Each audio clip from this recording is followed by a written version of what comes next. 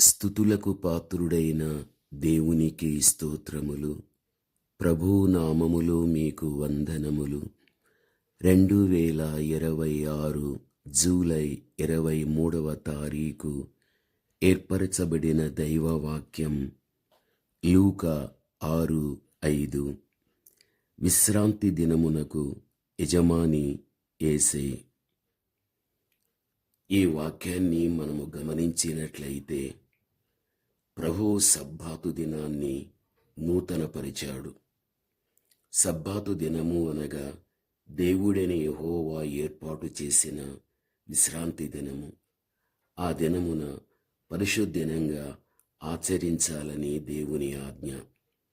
విశ్రాంతి దినము యొక్క విశిష్టతను మనము చూడగలిగితే, దేవుడు 6 దినములలో లోకమంతటినీ సృజించాడు.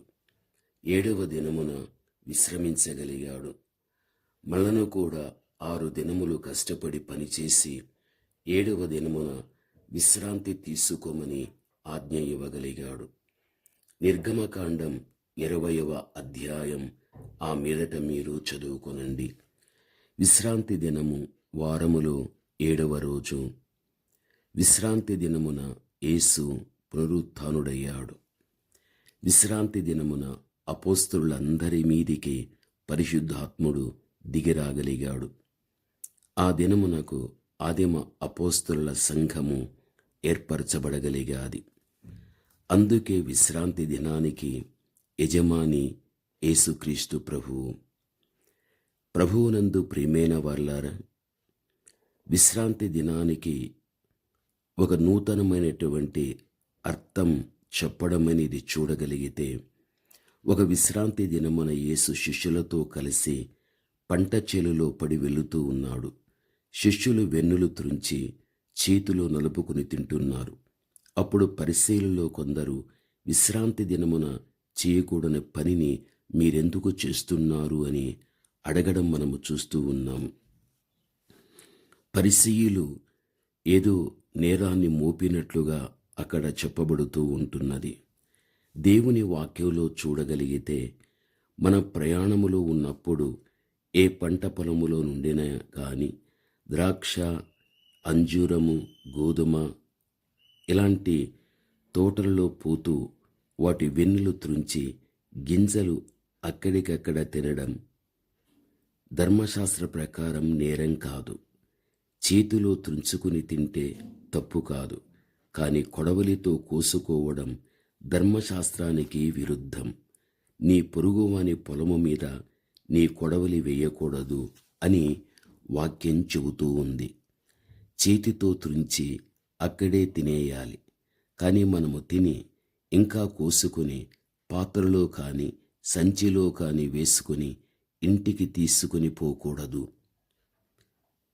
వెన్నులు త్రుంచడాన్ని కోత కోసినట్లుగా, వెన్నులు నలపడాన్ని కళ్ళములో వేసి త్రొక్కినట్లుగా అక్కడ వ్యాఖ్యానించగలిగారు పరిసయ్యులు. ధర్మశాస్త్ర ప్రకారం చేతితో వెన్నులు త్రుంచడం తప్పు కాదు. కానీ ఆ వెన్నులను కళ్ళంలో వేసి తొక్కడం తప్పు. పిడికెడు గింజలు తిన్నందుకు పరిసయ్యులు వారి మీద 4 నేరాలు మోపడం మనం చూస్తూ ఉంటున్నాం.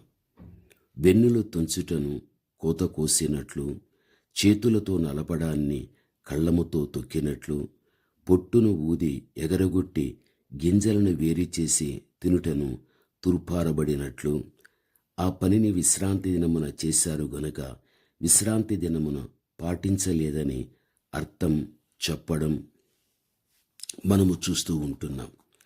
అందుకు యేసుక్రీస్తు ప్రభుల వారు,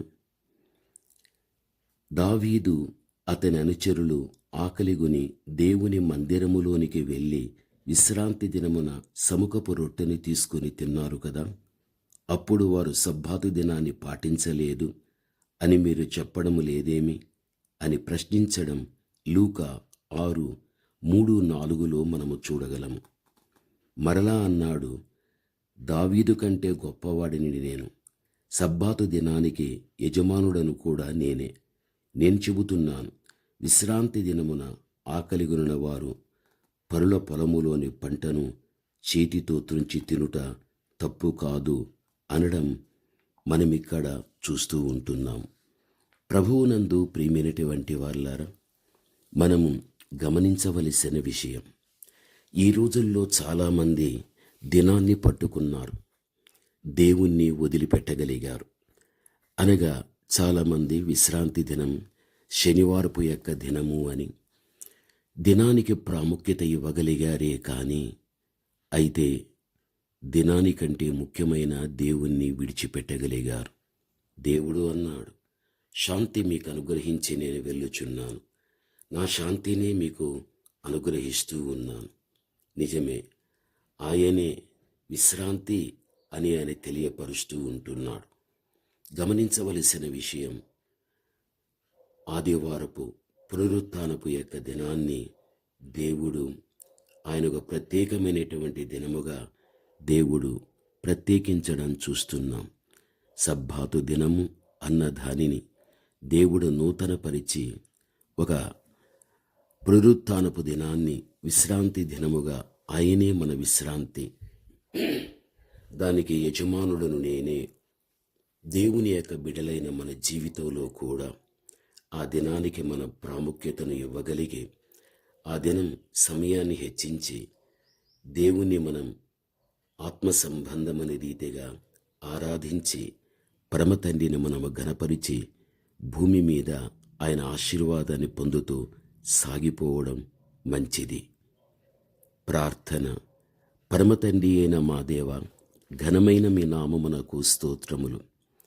దేవా, మీరు సబ్బాతు దినాన్ని నూతనపరిచినటువంటి దేవుడు నా తండ్రి.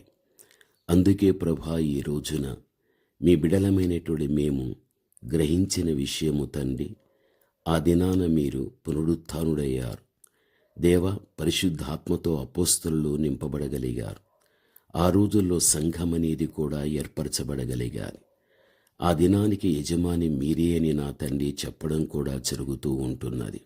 కావున మీ బిడలమైన మేము సత్యవాక్యాన్ని సంపూర్ణంగా మేము అర్థం చేసుకొని, దేవా, మీరు ప్రత్యేకించి నూతన పరిచినటువంటి ఆదివారపు యొక్క పునరుత్థానపు యొక్క దినానికి ప్రాధాన్యత మేమిచ్చి మిమ్మును మహిమపరిచి మీ ప్రత్యేక దీవెన మేము పొందుకునే కృప మా ఎడల మీరు చూపమని యేసు నామములో ప్రార్థిస్తున్నాము తండ్రి. ఆమేన్.